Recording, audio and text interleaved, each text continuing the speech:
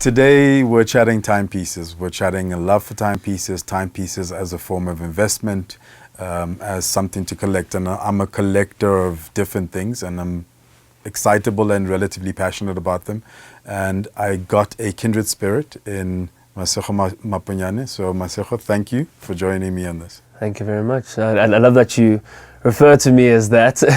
That's your name. That is my name, but it's great for this topic too, because it I guess represents the time and how everything changes with your love for time, and how you always maintain that part of your heritage, and I think that intricately works itself into what we're going to be talking about. So what was your first watch? My first watch, my first proper watch, or the first watch I ever put on my wrist? With the first watch you put on your wrist. So my first one was in the probably late 70s, early 80s. It was a Mickey Mouse watch. So his hands went round.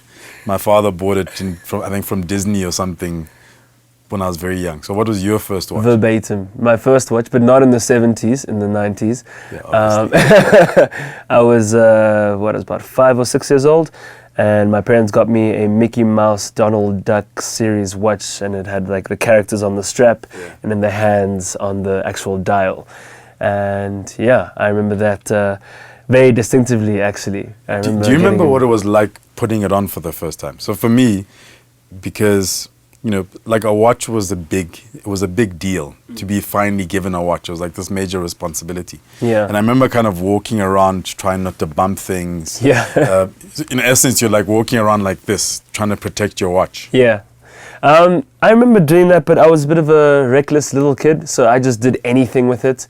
I was really bad, and I won't forget, because I got such a mouthful from my mum when the actual face popped out because of me just playing with it and running into things. And I can't forget, because I remember just owning the strap, and then somehow the face had disappeared. But I remember though, when I got my first proper watch, first as in adult watch, so to speak. Yeah. My father had he knew how much I loved timepieces. I always told him how much I liked them, and I would sort of collect Casios. I've been collecting Casios for years now, the ones with the calculators, to the more modern ones with the retro feel. But the first one that was sort of gifted to me was silver chained, square faced Boss watch that my dad had bought for me for my 18th birthday, and I think that was one of 2 gifts out of all 26 of my birthdays. Yeah, so it meant quite a lot. What is it about kind of timepieces and watches that drew you to it? I've always been taught to value time as much as possible. My parents always used to teach me to really be super punctual, make the most use of my time. I've always also been a fan of art in its totality, and craftsmanship and artisanry, and watches encompassed all of that. So the amount of work that goes into a watch, how long it actually takes to make a proper watch, is such a fascinating procedure. And I've always lent more towards the analog watches because of that. Avoided more of the digital, unless it's like a really great breakthrough between analog and digital forming together. I'll actually go into that a bit later, but I've just always loved how much it goes into it, and the art of making a watch, and I love looking at them. I was always fascinated by them. And when you're young and you want to learn how to tell the time on an analog watch, and then you do it, and then you have it, and you get to do it all the time. It's just, for me, always been such a great little novelty of sorts that's never worn off for me. Well, the time part is interesting, because I grew up in an era where time was not available, in terms of it wasn't readily accessible. You had to have a watch to know what time it was, or a clock at home. On the old days, on television, they had that. There was that kind of circle thing, which showed when TV went off. Yes. There was a time when TV went off, and when TV went off, you'd see the time. Yeah. I also remember being a child in So there's a number that you dialed on your landline, And it will tell you what the time and it'll was. tell you what time it is, Yeah. and every second counting down. Yeah. So there's that time aspect of it, and then there's the art aspect of it. Now you've grown up, you've grown up in a time when time is a lot more accessible. Yeah. So would you say that the lean is more to the kind of the craftsmanship and the art of it?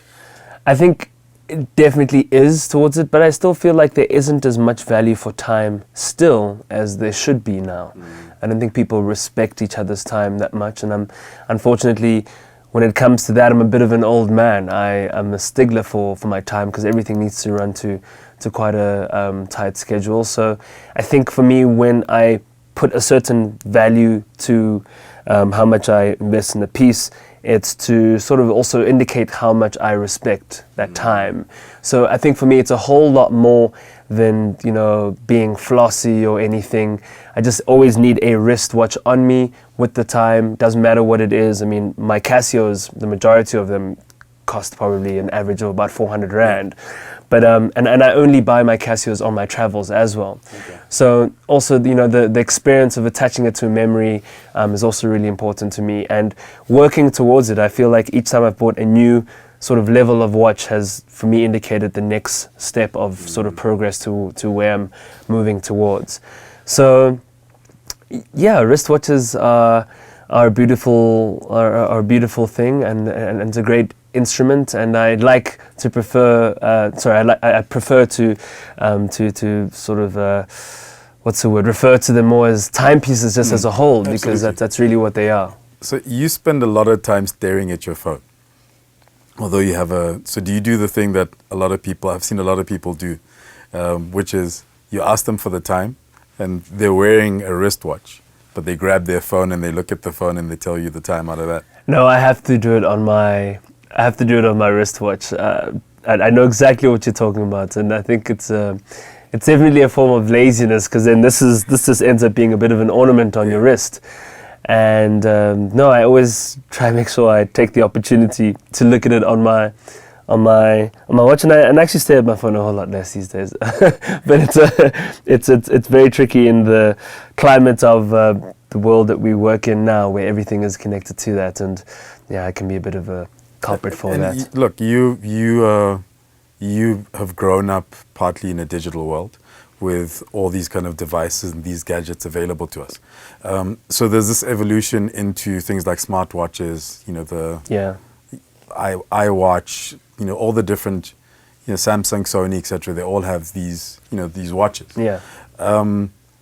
What is your view on those things? I mean, so I'll give example. For me personally, I try to be, over the last year or so, I've tried to kind of wean myself off certain aspects of technology because it consumes so much of our lives. And with a smartwatch or with an iWatch, you're constantly getting notifications, and you can shut off the notifications. Then for me, it's like, what's the purpose of having the thing on my wrist? Because I can just look at my phone. Yeah. And because you wake up in the morning and you're wearing these sneakers or those jeans or that shirt, and you want a particular time, you're going to wear the timepiece that kind of works with that. So that's why I personally have not embraced the whole smart space. Yeah. What are your thoughts on that? So, over the past sort of 2 years from when they first started rolling out, I was a bit apprehensive towards them, mainly because with everything that I have an interest towards, I'm a bit of a purist in that. So I've always loved the aspect of a watch always just remaining as it is. But then I decided to give it a bit of a shot and see how it could add any convenience to my life. And it actually, in the end, hasn't been such a bad experience. I'm coincidentally wearing my Samsung Gear right now, and I understand what you're saying, where it's constantly vibrating on here, and you get notifications on there, so you're always tuned in. But I think you can almost switch off to it. So I'll put my notifications off if I, of course, am working, or I'm on set, or I'm shooting or something. But if your phone is away from you and or it's in your pocket and it's on silent, it's just sort of it helps as just a bit of just a slight notifier of what's going on without having to pull your phone out, look at your phone, because it's the strangest thing, but as soon as you open your phone to just go do one thing, because one notification has come up, you end up looking at everything else that's happening. In other words, a lack of self-discipline. I've got a complete lack of self-discipline when it comes to that. So this actually, obviously I use it for the time, but then I get a call or something, I can see the call and just take the call and put the phone back down. Or I get a notification for a WhatsApp and I'll just like have a quick glance, or an email, see who's emailed, and that's it. If I go into my emails now, I'll end up going through the rest of my emails and seeing what's happening. So I think it keeps everything ticking along as well without distracting me and making me lose my time too. So I've actually warmed up to them a whole lot more, these smartwatch devices. And I actually incidentally also have one which is a cross between an analog and digital smart type of watch, and that's a Frédéric Constant horological smartwatch that they have, which is all analog in every single way you can expect, but it's connected to your phone in a sense that wherever you go, whenever the time zone changes, as soon as you land there, it automatically changes itself. If you need to wind up your watch to restart it or anything, as soon as it connects with your phone, when you put it back on, you don't have to wind it up. It just sets itself to what the time is on your watch. And also it has that step counting capability too, where you press another button and then it tells you how many steps you've taken using the actual dial. So that for me is... It is that kind of space between the two worlds. Exactly. And it still keeps the essence of what a watch is all about. And that's what I love about that watch, while still being quite contemporary. And it has a very, very classic, clean feel. There's no digitization on the face at all. It's just that it's connected to your phone, and it's great for traveling because it just adapts easy and you don't have to wind it up. And I mean, that can be a bit lazy, sure, but it's very convenient. So getting into kind of some of your favorite watches, your favorite timepieces, but also your kind of aesthetic and what appeals to you. What are the styles that you like? So I tend to go for a very sort of classic watch, or a retro type of digital watch too. So the Casios for me growing up will always be my favorites. They were the first watches I could afford when I loved watches, so I made sure I collected many of them, and then they came into fashion, and I had a whole bunch which were hard to get, and everyone was wondering where you could get them, and I didn't even know where you could get them because I got them such a long time ago. And then I added more from travels, and I've always just loved all the types of Casios. I also have the analog Casios, and they have that analog with the tiny little digital rectangular space at the bottom. Got a couple of those, and I've got one of those ones that your grandfather probably would have passed down to you with that crocodile skin, but it's just very, very plain. What would I say? Very non-complicated, non-complex movement. It literally is just a dial, 1, 2, 3, 4, 5, 6, 7, 8, 9, 10, 11, 12. Then it had the crocodile skin, so that kind of enhanced it and made it a bit more luxury. 100%. So I have a lot of those which I really, really value because of the sentiment they have, especially because I try and get them on my travels. And then I have a couple of the luxury watches. I've been a person who's always loved the look of watches and wanted to get a watch that really strikes them and interests them and wants to know what heritage is attached to them. So whatever product I tend to get, I've always been a person who's about the heritage and the story and what it really means. So I've always lent towards those kind of purchases. I think now more so than ever, I've really thought about the investment word a whole lot more as well. So I've got a... There was something that I wanted to ask you about, just in this idea of investment, because, some people say watches do not lose value. Do you consciously, like you're saying now, you're starting to concentrate on that a lot more, but do you now consciously go and find out about that particular watch, with the potential, in the same way that you're going to buy art or you're going to buy shares, or with the potential to increase in value over time. 1,000%. So I think now, as I've adulted a whole lot more, you have to think about those kind of things, because you can't just make reckless purchases. And I was actually recently at a Mont Blanc event, and I was looking at the timepieces, and they look beautiful. And I was speaking to the African MD for Mont Blanc, or I think it's the MD or the GM, and I asked him about the watches. He was telling me about the watches, and I asked him what the story is behind them. How many pieces make up the movement of the watch? How many parts make up the movement? And what kind of value do you think they retain? And I really wanted to get an in-depth look, and that's how I approach a lot of the purchases now. Unless it's something that just obviously is not something that's for investment. For example, I love Nixon time tellers. There's this range of Nixons which are really, really awesome, clean, thin watches. And what I've learned with asking a lot of different dealers and different watch lovers, and you get the people who try to sell them to you, and you get the people who just tell you the business of it. And I've come to the conclusion that actually the only watches that retain a lot of value and are a real investment are Rolexes and Patek Philippe's. Of course, Patek's being really the summit of it all, and you always want to get that Patek Philippe, because that's not, it's... Yeah, well, I think what's the tagline is... It's not a watch you own, it's you just hold on to it for the next generation, and that's exactly what it is. It's just a beautiful piece, or just...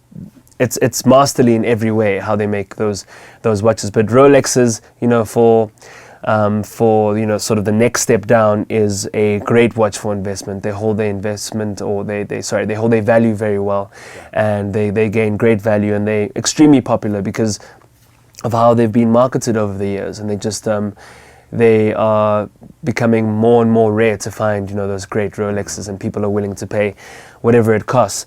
Any other watch, really, you are either just gonna retain whatever the value is, or lose a whole lot, and you're buying it because you just love watches and it looks good. I'm a big Cartier fan. That's definitely my kind of direction of watch. I recently got a Rondo Solo, and it's just a beautiful, nice, thin watch, but it just has a great classicism about it that is lovely to put on your hand, and it represents so much heritage. And I'm a big fan of the French classic way of doing things. And then I have a Tag Heuer, which is also a great watch. It's a great, very sporty, athletic, strong watch. And the one I have as a Carrera, and what really drew me towards that is the movement that they had made for themselves. It's a very special movement. It's the caliber 1887. I think they also carried it over. I think Rolex possibly uses it as well. In some of their stuff. So the caliber 1887 has about 320 parts to it. So I've actually watched them assemble it before, and it's honestly, for lack of a better term, when you see that new timepiece lover, that watch porn is just a beautiful thing. Just to see how they put all these, just the art of it all is amazing. And Rolex is the same kind of story. It has about 280 to 320 pieces to make up, and obviously all Swiss movements. And watches are just a beautiful thing, a beautiful art. A lot of work goes into them if you get the right kind of watch, and it's definitely a worthwhile investment, and it's a great thing to pass on, and it says a lot about you when you invest in a watch. And for me, it immediately shows that I value time. And to close off, what would be your dream watch or your dream timepiece? I mean, for me, there are two, and it's not even about value. So one, I love pocket watches, and I've always loved pocket watches. And Panerai made this pocket watch, with the kind of the square shape. And they brought one into South Africa literally just to show it off. And I think they made very few of those. And then there's a Richard Mille, which has a skull in the middle, and as love for skulls. Inclined to skulls. So they have this beautiful, I think it's over $1 million now, but wow. Probably actually over R1 million.